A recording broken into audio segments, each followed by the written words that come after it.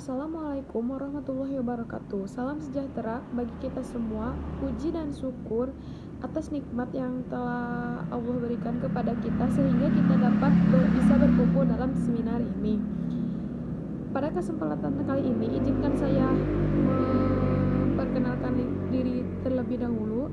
Nama saya Suci Siti dari kelas A1 2018 dengan NIM 18220049. Kegiatan KKN ini dilaksanakan pada tanggal 2 sampai 27 Agustus.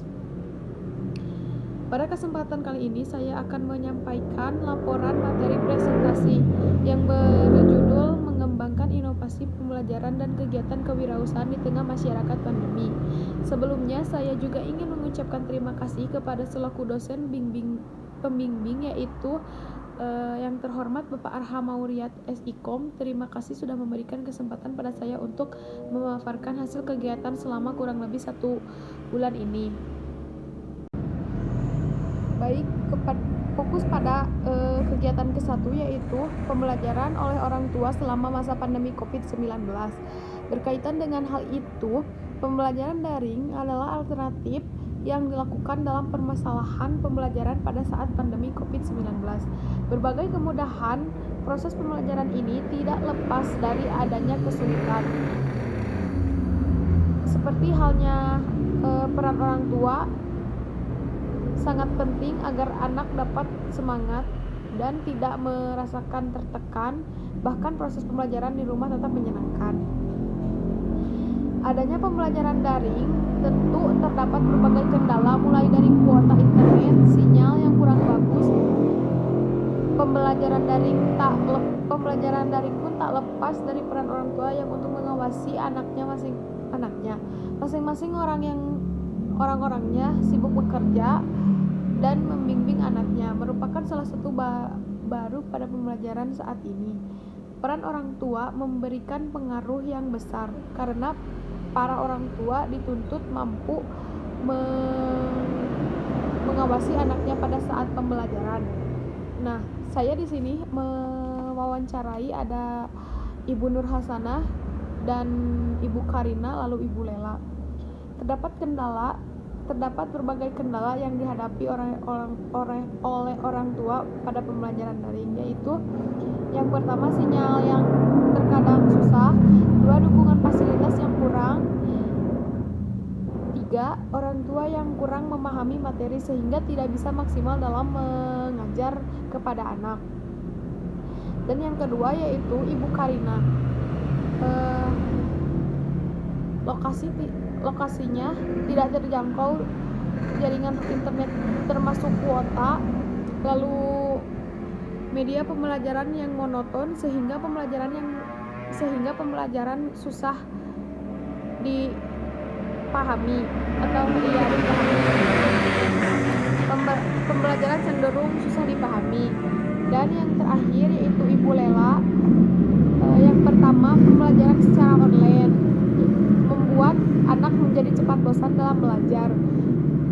2. Penggunaan aplikasi dalam pembelajaran online terkadang susah dijangkau. Dan yang terakhir, perubahan selama pembelajaran jadi menurun dikarenakan rasa malas di setiap mengerjakan tugas ketika tidak didampingi oleh orang tuanya dan tidak diperhatikan. Adapun partisipasi yang saya berikan kepada orang tua yaitu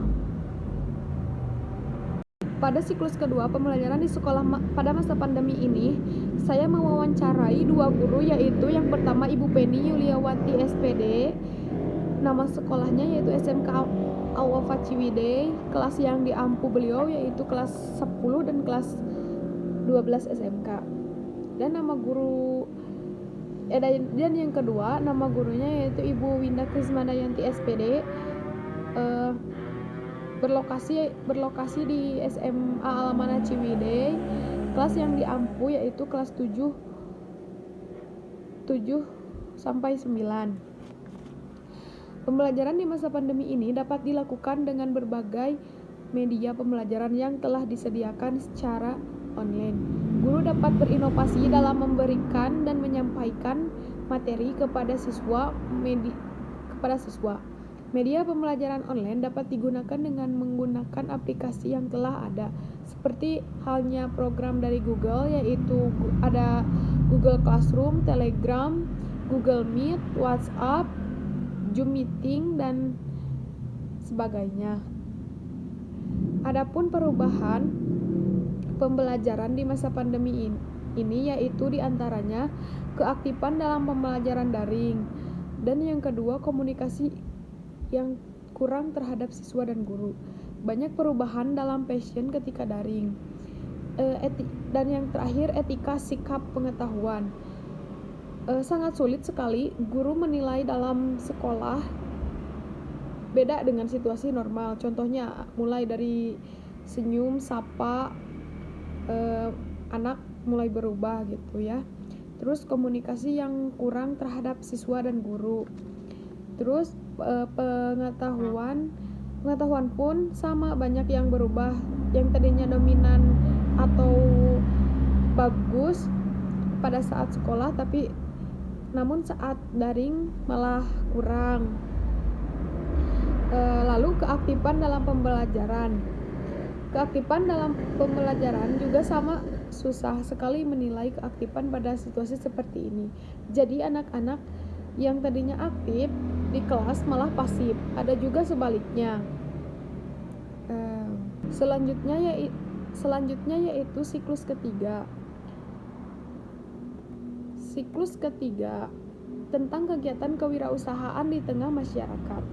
Pandemi COVID-19 memberikan dampak yang sangat besar bagi para pelaku usaha, terutama bagi usaha mikro, kecil, menengah yang bergerak dalam bidang kuliner, yaitu makanan dan minuman. Sejak pandemi COVID-19 melanda, restoran dan kafe merupakan salah satu usaha yang merasakan terkena dampak dari pandemi COVID-19.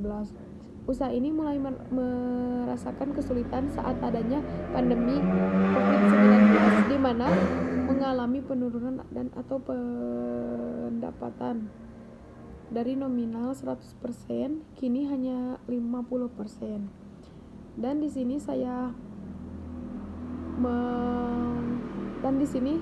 masalah pelaku UMKM saat masa pandemi yaitu diantaranya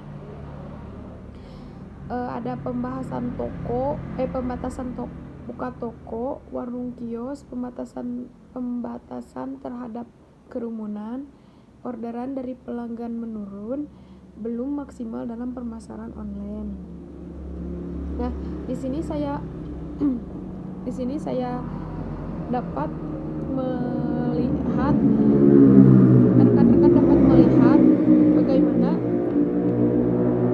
kondisi di masa pandemi ini. Yang pertama yaitu Ampera ya, restoran Ampera, rumah makan Ampera, biasanya banyak pengunjung yang datang. Dikarenakan sekarang lagi pandemi, diadakannya PPKM, maka pembatasan untuk makan di tempatnya pun tidak dianjurkan dikarenakan tidak boleh. Terdapat restoran sendiri ini mempunyai satu karyawan, yaitu yang bernama Bapak Odih, dan beliau yang memasak semuanya. Dan yang terakhir, foto yang terakhir yaitu saat masa pandemi. Terlihat sekali banyak bangku yang kosong, paling ada yang makan 1 atau 2, 3 aja yang bisa gitu. Soalnya tidak bisa berkerumun. Lalu yang kedua, saya mewawancarai pegawai warung atau kafe Ibu Windy. Lokasinya berada di Danalaga Ciwidey. Jenis usahanya makanan ringan. Terlihat jelas saat pandemi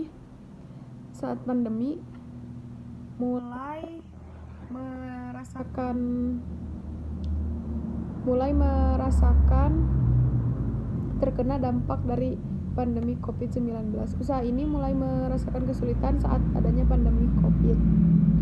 Dan yang ke lampiran foto kedua yaitu ada 2 karyawan, yaitu ada Ibu Windy dan Bapak Sony.